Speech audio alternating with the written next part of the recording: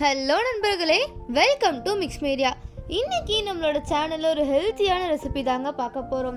அதாவது இன்றைக்கி ஸ்பினாச் பண்ண போகிறோம். அதாவது சிறுகீரையில் பருப்பு கடையல் மாதிரி தான் செய்ய போகிறோம். ரொம்ப சிம்பிளாகவே செஞ்சிடலாம்.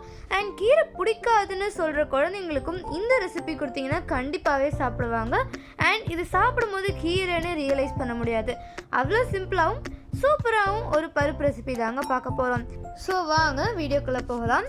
அதுக்கு இந்த மாதிரினால ஒரு பெரிய கடாய் எடுத்து வச்சுக்கிட்டு நல்லெண்ணெய் ஆட் பண்ணிவிட்டு சீரகம், கொஞ்சம் வெந்தயம், சின்ன வெங்காயம், பூண்டு, 2 பச்சை மிளகாய் இது எல்லாத்தையுமே உள்ளே ஆட் பண்ணிவிட்டு நல்லா ஃப்ரை பண்ணிக்கோங்க. அதாவது நல்லா வதக்கி எடுத்துக்கோங்க. நான் இன்றைக்கி 1/2 கிலோ கீரையை, சிறுகீரையை நல்லா க்ளீன் பண்ணி வச்சுருக்கேன். அண்ட் சால்ட் வாட்டர்லேயும் பிளான்ச் பண்ணி வச்சுருக்கேன். இப்போது நான் கொஞ்சமாக மஞ்சத்தூள் ஆட் பண்ணிக்கிட்டேன், ஜஸ்ட் ஒரு கலருக்காக தான். இப்போது நான் எடுத்து வச்சுருக்கிற கீரையை நல்லா கட் பண்ணி உள்ளே சேர்த்துக்க போகிறேன். இந்த இடத்துல நீங்கள் நல்லா கீரையை கட் பண்ணி தாங்க ஆட் பண்ணணும். ரொம்ப பெருசாக நீங்கள் ஆட் பண்ணிட்டீங்கன்னா அது சாப்பிடும்போது நல்லா இருக்காது. ஸோ ஒரு மீடியம் சைஸில் கட் பண்ணி ஆட் பண்ணிக்கோங்க. இப்போது கீரையை ஆட் பண்ணி நல்லா மிக்ஸ் பண்ணிங்கன்னா நார்மலாக நம்ம நான்வெஜ் ரெசிபி செய்யும் போது தண்ணி விடுற மாதிரி இந்த கீரையும் ஆட்டோமேட்டிக்காக தண்ணி விட்டுரும். இருந்தாலும் நீங்களும் கொஞ்சம் தண்ணி ஊற்றணும் கீரை வேகிறதுக்காக. அதுக்கு முன்னாடி மல்லித்தூள் ஆட் பண்ணிக்கலாம். நான் 1 ஸ்பூன் மல்லித்தூள் ஆட் பண்ணியிருக்கேன். அண்ட் இது வரைக்கும் எங்கேயுமே உப்பு ஆட் பண்ணல. இப்போது இந்த ரெசிபிக்காக உப்பு ஆட் பண்ணிக்கலாம். இப்போது இதெல்லாம் நல்லா மிக்ஸ் பண்ணி விட்டுக்கோங்க. இது மிக்ஸ் ஆகிட்டு இருக்க டைம்லேயே நான் துவரம் பருப்பை ஒரு மணி நேரம் ஊற வச்சு அதை நல்லா குக்கரில் ஒரு 4-5 விசில் வேக வச்சு எடுத்து வச்சுக்கிட்டாங்க. துவரம் பருப்பு தான். அதாவது நீங்கள் 1/2 கிலோ கீரை எடுக்கிறீங்கனாலே இது சுருங்கிடும். அதுக்கு 1 கிளாஸ் துவரம் பருப்பு ஒரு கரெக்டான மெஷர்மெண்ட்டாக இருக்கும். அந்த துவரம் பருப்புக்குள்ளே ஒரு தக்காளி போட்டு வேக வச்சுக்கோங்க. அப்போ தான் அந்த ஃப்ளேவர் நல்லாயிருக்கும். துவரம் பருப்புக்குள்ளே தக்காளி போடும்போது பருப்பும் சாஃப்டாக இருக்கும். அண்ட் தக்காளியோட இந்த கொஞ்சம் புளிப்பு உள்ளே இறங்கியிருக்கும்.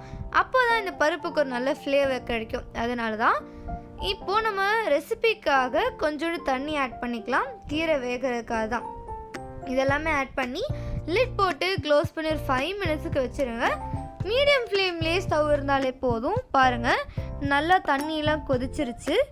இப்போது இதையும் திருப்பி மிக்ஸ் பண்ணி விட்டுட்டு நீங்கள் டேஸ்ட் பண்ணி பாருங்கள். இல்லை இதை நசுக்கி பாருங்கள். கீரை வேகலைன்னு தோணுச்சுன்னா மட்டும் வாட்டர் ஆட் பண்ணிக்கோங்க.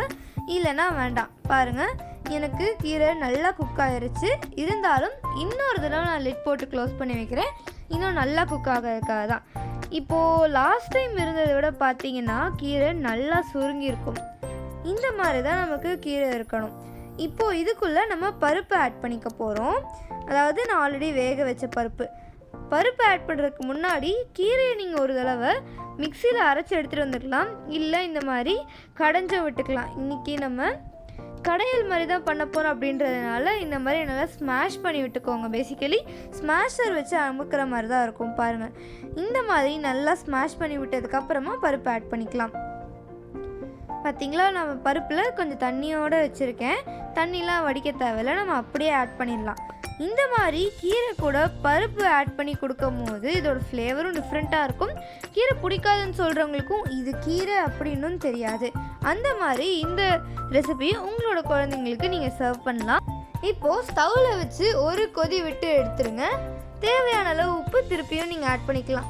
ஸோ அவ்வளோதாங்க, நம்மளோட ரெசிபி ரொம்ப சிம்பிளாகவும் சூப்பராகவும் முடிஞ்சிருச்சு. இதே மாதிரி பல ரெசிபீஸ்க்காக நம்ம சேனல் சப்ஸ்கிரைப் பண்ணுங்கள்.